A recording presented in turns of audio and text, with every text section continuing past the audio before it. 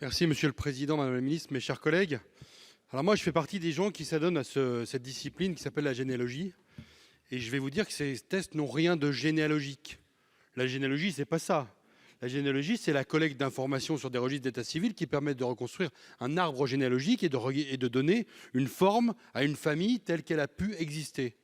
Alors, je vais être d'accord avec Olivier Cadic, mais je ne tirerai pas les mêmes conclusions de cela.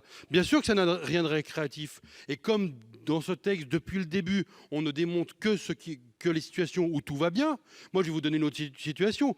Deux enfants se sont retrouvés, ne pas être ni l'un ni l'autre, les enfants de leur père, suite à des tests génétiques. Alors, ce n'est pas deux demi-sœurs qui sont retrouvées au travers de l'Atlantique et qui sont retrouvées avec des caméras de télévision qui les filment. Ce sont des familles qui sont détruites par des tests dits généalogiques, alors que ce sont des tests purement génétiques dont les conséquences peuvent être désastreuses sur des familles. Donc moi, je suis pour l'interdiction de ces tests-là, et je pense que le rôle du législateur, même si c'est difficile d'interdire un certain nombre de choses, en France, on interdit le cannabis, pourtant il est largement consommé. C'est pas pour autant qu'il ne faut pas l'interdire.